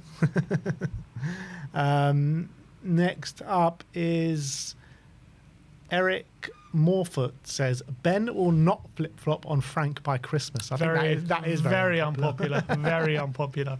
It's guaranteed. Yeah. Well, Frank's going to be top of the league by Christmas, so there'll be no reason for me to flip-flop. How bad would it have to be before you start to waver? Before you start to get shaky? 20th? 20th? Yeah. What, 20th at Christmas? Or yeah, 20? at Christmas. What, 17th at Christmas, you're not wavering? 17th at Christmas, so it's all to play for, mate. It's all to play for. Got you. Dave Sepson says, this season is going to be worse than last year, and the club supporter divide will be the largest it's ever been. Wow, that's quite a prediction. So it's going to be worse. So what? He's saying that we're going to finish lower than 17th? That's what he's saying. It's going to be worse than last year. Or maybe he's 17th without a trophy. I think if we do finish lower than 17th and we get relegated, I actually think the club support divide will be the largest it's ever been. Mm-hmm. But the supporter, I think, like the divide within the supporters will probably be the closest, because I think like everyone will just be on board and everyone will just be trying to get Levy out. If would you take getting relegated to get Levy out? I think I would have last season, but I don't know, man. I don't know. We just need to get Levy out. Why does it need to be like having to go down to the next league to get him out? Just get him out. It's like the Four Lions way. Bomb the boss to radicalise the moderates. Oh, God. Classic Four Lions.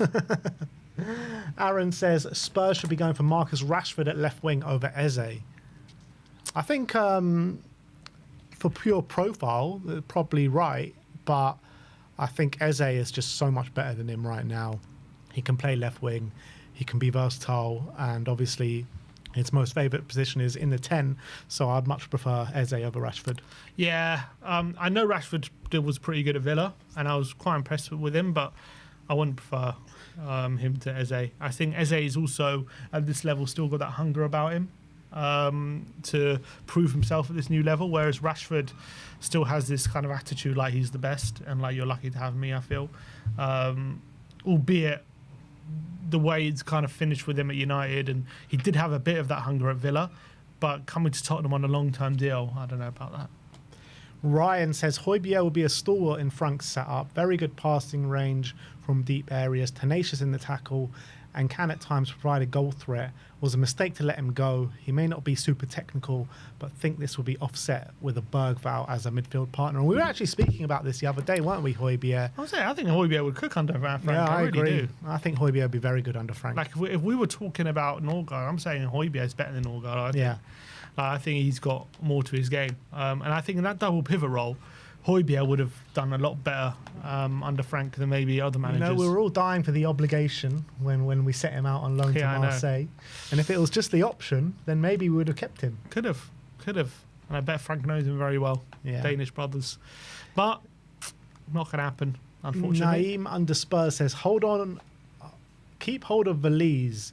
No target man's going to look good playing park the bus with Espanyol. He'll be much better for Tottenham. Nah, I think he needs to go play consistently somewhere else. It looks like he's about to go back to Argentina. And I think it's probably the best option, to be honest. Yeah, unfortunately. Sorry, Valise, but there's just nothing we can say at the moment to trust that you are really going to hit the ground, be breaking to the first team next season. Nothing we can cling on to right now. And this is the last one. Mr. Wonder, lads, it's Tottenham, says that we don't actually have wonder kids, star boys, or whatever you want to call them. We just overhype average kids. Sarr, Gray, Lancashire, Moore, etc. Scarlett.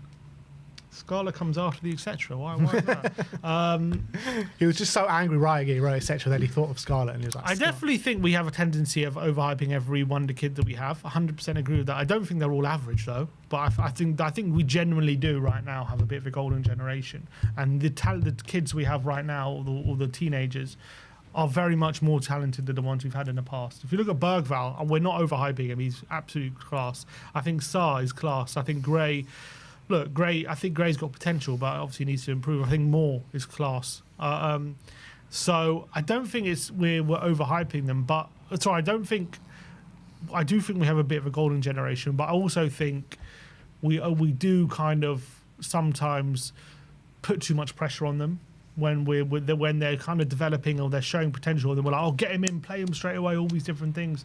And I do think we kind of expect a bit too much too soon sometimes from a lot of these youngsters. Where you got to remember they are still developing and they are still kind of growing. They're not the finished article anywhere near. Sometimes they're not quite ready for consistent game time, and you got to bed them in. And I think sometimes fans are too desperate to want to chuck them in. So I agree with that, but I don't think I think specifically right now, I do think we have a bit of a golden generation of talent. I do. I don't think it's just hype.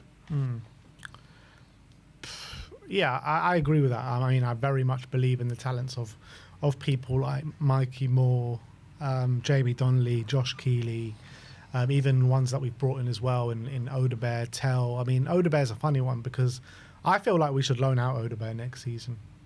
Just to bring in kind of someone that can do it here and now. I just think Odebear's still a bit of a slow burner.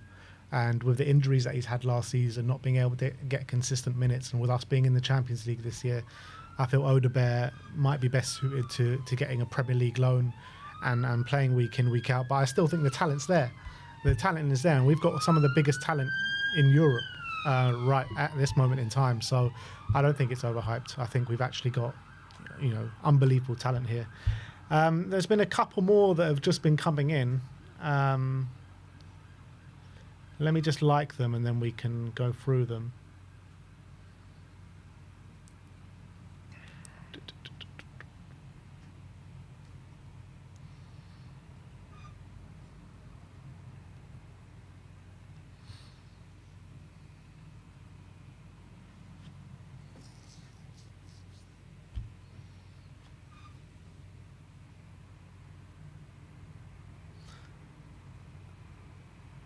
All right, if you just go back to them and like them, there's just a few more. If you just go all the way to the top of the likes. We'll just refresh it, yeah. Yeah, there we go. Son can blossom under Frank. He's still better than people think. Also, Spence is our best fullback. So I disagree with Spence being our best fullback. I think it was proven towards the back end of last season how good Porro and the Doggy actually are. And I think people forgot, actually, how good a Doggy it can be. And I think he proved that. But look, that doesn't discredit Spence, because I think Spence is also, in his own right, a very good fullback. I just think we're very lucky to have three top quality fullbacks. Yeah, I agree. I don't think Spence is our best, but he's good. He is really good. He's strong, he's fast, and he's good defensively. Doesn't get caught out too many times in one-on-one. He's probably best one defensively. Yeah, I think there's a good shout to say he's the best one defensively. But I think as an overall package, I still think Doggy and Pyro offer more in that front. Son can blossom under Frank. I think he can too. It's just whether he's going to stay here or not. But yeah, I do think he can blossom. I think Frank can really get the best out of him. Daniel Pomerantz says Sissoko was a fraud of a player. He would only ever play well when it was close to a transfer window where his contract was close to renewal. I mean, I can't remember when his contract was up for renewal or stuff like that, but I mean, he started off horribly, then he just suddenly clicked and he was awesome for us. I don't think Sissoko had a choice of when he played well. I don't think he was that good of a player, you know what I mean? Like, I think he went for a really good period when we were in that run to the Champions League final. I remember he was good. I think that was a season after where he went for a run. He was scoring a few goals under Mourinho. He was quite good. But I think by the time he was leaving, we were ready for him to go. He was kind of on his last legs. He wasn't and he was old by then as well. He was quite old. But I think he had about a spell, I would say about 18 months, where he was actually pretty consistently good. Yeah, I have a lot of time for Musa because he had to battle through a lot at Spurs. All the fans were against him, saying he's rubbish, he's this, he's that. And then suddenly it just clicked and he became like a fan favourite. Yeah, I don't think he was ever a £30 million player, if we're being honest. No. But I think he proven he wasn't completely useless. Trick_Doom says, we won in spite of Ange, not because of Ange. No, we won because of Ange, Trick. Ange got us over the line. If you watch that final speech, you can't then turn around and tell me it was inspired of him. I'm sorry. The guy motivated that team. They played for him, I think, as well in the lead up in the whole Europa League campaign. It wasn't inspired of him. I think we played some really good stuff, and I think tactically we got it spot on in each round. I just disagree completely. Nomad says, forget Brian and Buemo. We should go all in for Kevin Sade. I like Sade. Yeah, I don't know about that either, but I like him. I don't think he's better than Buemo. It's classic Tottenham to go for the lesser of the two players. But yeah, I don't think Sade is much better than what we have. I think he's good, and he did score 11 goals last season, but I think what we have could easily do that. I think Tell can be better next season than what Sade was last season.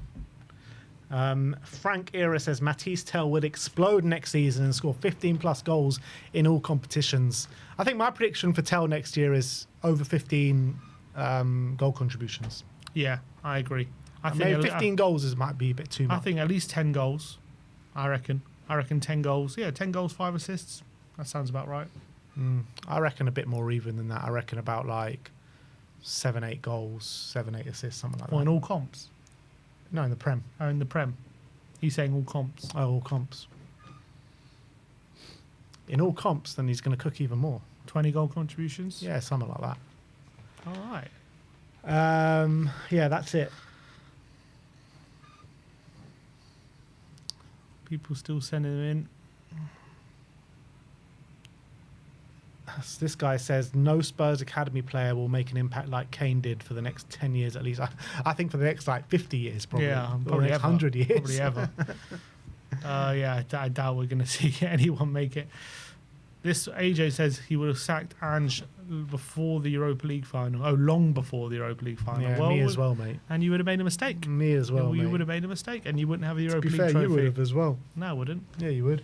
No, I would never have You sacked would have him. sacked him straight after that Chelsea game. Nah, never. Yeah, you I would said have considered it. You said Ange out.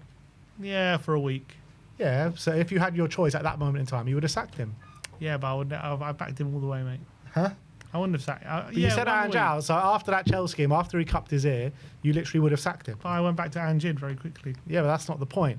The point is you would have sacked him at that point. For a specific period of time, yeah. So you didn't back him all the way through. For a little bit of waiver. I'm allowed to be annoyed from him cupping the ear. All right, so I think that is it for Unpopular Opinions. Still got 1,300 people in Apparently, here with us right now. Atletico Madrid had a here we go for Alex Benya for 45 million. Who is that? A winger. But I wonder, that's a lot of money. Is that Yeah. going to eat into their budget? Well, I'm sure it will at some point, but if they're looking for a centre-back as well, surely they got some budget for a centre-back. Who knows? They've spent a lot of money in the last couple of years. They're spending 50 million euros they're spending on Alex Benya. He's a good winger from Villarreal. He was one I was quite interested in, but he's going to Atletico, and obviously they got Johnny Cardozo come through the door as well. What's that, like 25 mil, was it? Something like that. 30 million, I think it was. So, are they spending all their Romero budget? All their Romero budget. They're gonna have to go cheaper. Just slap that 200 grand on the table in front of Romero's face and said, sign it now. Please, give him a year extension. Just Give say, him a look pay at bump. this Atletico business. They don't want you, mate. They don't want you. They're not interested. One conversation with Frank and he'll sign the deal. Is it bigger than the Ange pool? Exactly. Well, we haven't seen that yet. The Ange pool is unrivaled at the moment. We haven't seen the Frank pool. I mean, Frank, you got to say, two of his former players have rejected him so far, which is not a great look. Does that say more about Frank or more about Spurs? Don't know. Probably Spurs. Because it is very alarming that we've made Champions League football, we've just won a trophy, and we're struggling to get anyone through the door. It's very alarming. And should we be annoyed? You know, Eze looks like we might have missed out on him as well. It's frustrating. It is very frustrating. A lot of people saying we shouldn't be bothered. We didn't really need Eze anyway. Nah, I mean, we've spoken about it already. Like, I would love Eze through the door. He was one of the ones that I looked at before the window and being like, we have to go and get him. He raises the level massively of our squad. And he was there for us. We've waited. We've let other teams come in now. And it's going to be very hard for us to sign him. So yeah, we should be annoyed in that aspect of it. I think it's hard to go overboard right now because you need to wait and see who we actually, if we can get people in and who we get in, and you judge it at the end of it. When you talk Prem proven players, Yeah, we're running out of them. yeah, we are running out of them. Like in terms of gettable ones who we really think can improve the team. I know. Ndai, would you go for Ndai? I would love Ndai. I think he's a quality player. You go for him? Yeah, I would. You'd be happy with him? Yeah. You think he's an upgrade? Yeah, for sure. Upgrade on who? Well, if he's replacing Son, he's not an upgrade. But I don't think Eze is better than... Well, I mean, probably right now he is. I don't know. I think Ndai is young still. What is he, 23? Ilman Ndai. I love Ndai. Every time I watch him play, he's exciting. He can take people on at will. He's got good finishing as well. I think he's going to go to a big club at some point. He is 25. Yeah. Good player, good age. I'll bring him in. I like him.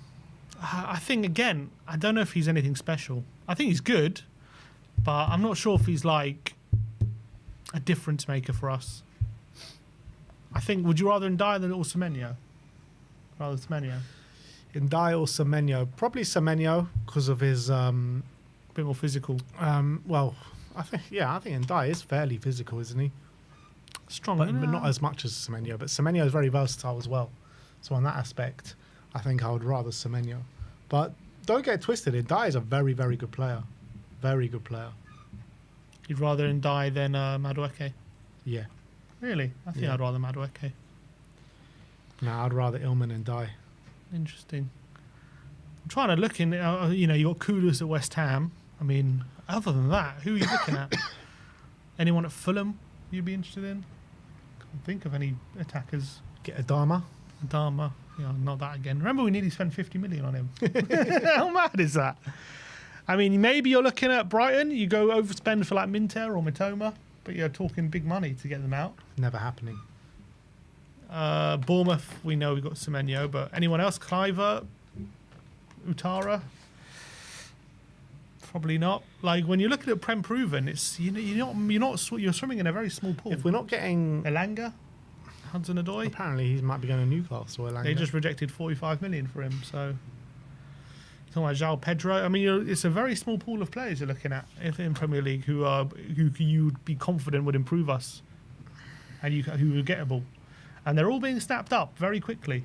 Very quickly. Everyone's moving quick. And we're just sitting here signing the Takais and the Takais and the Broads. And these are the ones we're focusing on. I mean, there's Johan Wissa, but he's not really a winger. I mean, he has been in the past. We should have gone all out for Cunha, man. We really should have. We should have put that money down on a table. I know. Cunha was the one for me. Even Delap, we lost out on Delap. He's gone to Chelsea. Like, he was one. Mateta, would you go for a Mateta as a backup striker? I mean, I like that, but I don't know. Is that someone we're I desperate don't think for? Mateta comes here as a backup striker.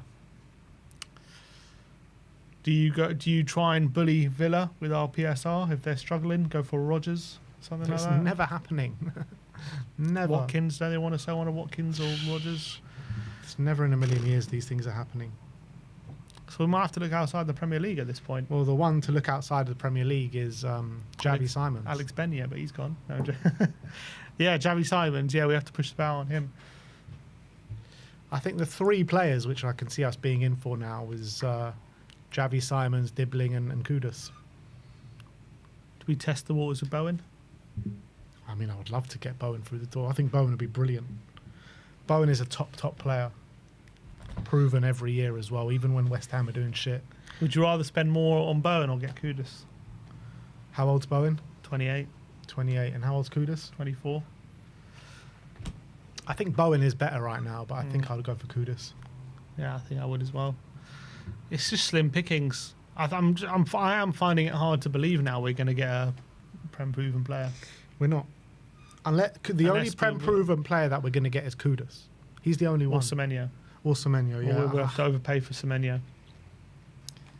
Spurs and overpaying don't go. Gibbs White, yeah. People are saying Gibbs White, but he's not Gibbs a winger. White, yeah, not exactly what we need. I mean, I'd love Gibbs White, but he's not exactly what we need. Yildiz from Juve, keep dreaming. Not getting Yildiz. And this is You a know it's problem. going to be Dibbling. We all know it's going to be Dibbling. God, it's so going to be Dibbling. We all know isn't it. It's going to be Dibbling. You know, it's just so frustrating. You got all, you know, Karka's getting snapped up. It's going to be Eze, Dibbling, and you're going to be excited, and just let it rest at that, It'll be a mate. deadline Dibbling. Yeah, we're going to be absolutely gassed. Or a deadline Nunes deal. Deadline day Nunes. God. Just accept it now that it's going to be Dibbling and you're going to get excited. Just accept it now. If it's only going to be excited if it's deadline day. Other than that, I'm not getting excited by it. This window is literally going nowhere so fast. It's terrible. Are we going to sign anyone this window that is above the age of 21?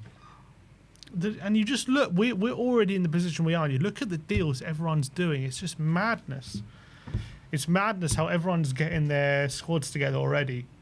Unbelievable squads as well. The talent everyone seems to be getting in improving their team when they're already better than us. And I know we're going to be better than 17 next season, but still, obviously the challenge is to get back up there challenging with those teams. And the gap is increasing by the day at the moment with all these signings. Sessegnon? Get Ryan Sessegnon through Is the he door. club trained? Don't think so. We signed him at 19. Who else can we get? I'm just looking through like top goal scorers in the league last year. Like I'm down to like 3 goals. Jacob Murphy got, 10 assists? He's gone somewhere, hasn't Is he? he? Has Jacob Murphy not signed for someone? Did they sell him? Don't think so. I think he's still there. I thought he signed for someone. I might be wrong. No, he plays for hasn't gone Newcastle. anywhere. I think you might be talking about his brother. Who's his brother? He's got a top twin brother. Oh, is he? Yeah, Who did he sign for? don't know. He's not as good, so maybe he signed for someone. The other one is Garnacho. Garnacho. God. So this is how it's going to work, right? Beggars can't be choosers right now. Spurs win the Europa League against Manchester United in the final. Manchester United have been making all these cuts. They've been going through all these financial issues more than ever before. As soon as the window opens, Cunha gets done. Straight away, we're fighting for them for Mbeumo, and Mbeumo goes there. And then we're going to take their rejects in Garnacho. Mm-hmm. That's what's going to happen. God. And we're going to sell it as if it's some great signing. Or we're going to get Rodrygo Muniz for like 50 million. We're so done, man. Would you take Ismail Yassar? Ismail Yassar? No. I think I'd just rather stick with Brennan and Decky, to be honest. I'm not saying he's bad. I don't think there's enough to suggest we should sign him to upgrade in that position. What about John Duran? Well, getting back from Saudi, I'll take him. Apparently he's in talks with Fenerbahce or something at the moment, or Galatasaray, one of these teams. Yeah, I'll take John Duran, but it doesn't really help us that much. But I'll take him. Harvey Elliott, he's apparently going for 40 million from Liverpool. You know what? They signed that he's going to go to Brighton, right? Harvey Elliott, I heard, for 40 million. Mm-hmm. They signed McAllister for 35 million from Brighton. Yeah, it's nuts, isn't it? How mad is that? Yeah, it's crazy. I think Elliott's a great talent. I like Harvey Elliott. Yeah, but he's nowhere near and will never be anywhere near McAllister. Yeah. Different kind of positions. But still, like, I'm talking about like stature in the game. Like Right now, yeah. I think Elliott's got super talent. he does. I really like But him. there's, Liverpool are not happy to see him go, but they're going to take 40 million for him. Yeah, because he's a bench player. But because he's young. But whenever he plays, he seems to do well, I think. Who was it who just brought up a good point? Where is he? Why Point Now says, why no one is talking about Ademola Lookman? Yeah, what is going on with Ademola Lookman? I think he was leaving, isn't he? Yeah, but there's been no kind of reports about it. He had another very good season off the back of he scored a hat-trick in the Europa League final. I like Ademola Lookman. I really like him. What's his best position? Probably off the left.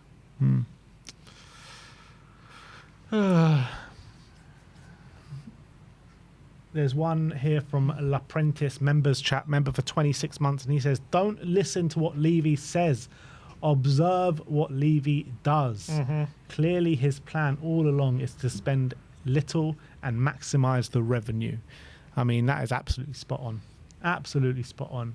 George U says Levy wants to compete for top 4 and CL and buy kids. Joker. Absolutely spot on as well. Big up to you, George. And KPV with the members chat member for 19 months says, lads, Eze hasn't agreed personal terms with Arsenal. Sky Sports News haven't reported any news about it yet. It's fake news. It's because they're busy, Kyle. They're just busy. That's why they haven't done It's it. because they blocked you, Carl. They blocked you because they're busy. Bunny Rats 2858. I think this is what's his name? Crazy Rat. He changed his name. Yeah, he says I'm sad. Aren't we all? Aren't we all, Bunny Rats? We're all sad. How much do you think it will take to get Matoma out of Brighton? 70 mil? 70? Yeah. How long has he got on his contract? Mitoma. Contract till 2027. 2 years. But he's 28 now already. Yeah. I reckon 50 million you can do it. You reckon? Maybe 60. I think there's interest from Saudi and Mitoma. I think they're all willing to put down massive money for him. Or Minte. I would love Minte. I think Minte's quality. I think I signed him for a decent amount. He's 20, 10 goal contributions last season. He's got a market value of 30. They signed him for 38. Yeah, he's got a long contract till 2029. Yeah, that's 38 million euros they signed 80 him. million or something. Yeah, that's a big one. That's a biggie. God. It's not looking good, bruvs. It's not looking good. Any Tottenham news going? We don't have the capabilities for that. The news is we're cooked. That's the news. Keith Andrews has been announced as the Brentford manager 2 minutes ago. How mad is that? Brentford have just appointed their set-piece coach as their manager. Quite the upgrade for him. Fair play. Arsenal gonna appoint that, what's his name, Jova, as their next manager. Is he still going to be their Gold set-piece has coach? done the 146 million Tottenham transfer gambles that didn't pay off. Basically, Ali Gold's going for all the talented youngsters we've bought in who've been rubbish. Number 1, Brian Hill. Number 2, Alejo Veliz. Although he's done a Football London understands that all the talk from the Argentinian about bids made and advanced move for Veliz are only noise from the media from his homeland, and Spurs have not received any concrete bids. Oh. They will accept a reasonable offer, though, for the player who currently does not appear good enough to break through into the Tottenham first team sub. Ashley Phillips is in that category. That's a bit harsh. He's saying he's part of it. Joe Rodon. Yep, he's probably signed over 12 million. Ndombele. He's there. 60 million. Ryan Sessegnon, 25 million. Jack Clark, 10 million. And that's it. So he's putting that as the 146 million pounds we've wasted on youngsters. If we would have just put all that money together and just bought 2 players for like 75 million or whatever it is, what could it be? Then what? Could have been cooking. Only if we would have put the wages alongside it. Because if we weren't going to put the wages alongside it, we probably wouldn't even got of that an amazing player. But I think the the point he's making is we spend all this money on potential and up and coming players, and then just to save money. But at the end of the day, you end up spending more because 146 million there you spent. What we should have done is keep the transfer fees the same, but just use more on wages. Use that extra excess money on the wages. Well, what player for? Oh no, we spent 65 on let's just talk about. Belly was 200 grand a week. Yeah, well, he was like the exception to the rule. But all these others, like, okay, Sessegnon for 25 million. What 25 million are you going to put on big wages? I'm looking at more like the money spent on Solanke and Richarlison. I'm talking about that kind of money. Yeah, but then we're talking about these players. Yeah, but you can. But I'm talking about those players. But this is okay, fine. You're talking about the Richarlisons, and in that moment in time, PSG bought Kvicha for less than that, for 50 million. You know what I mean? Yeah. Like, there are players available for 50, 60 million. Whether they want to come to Spurs or not, that's a different conversation completely.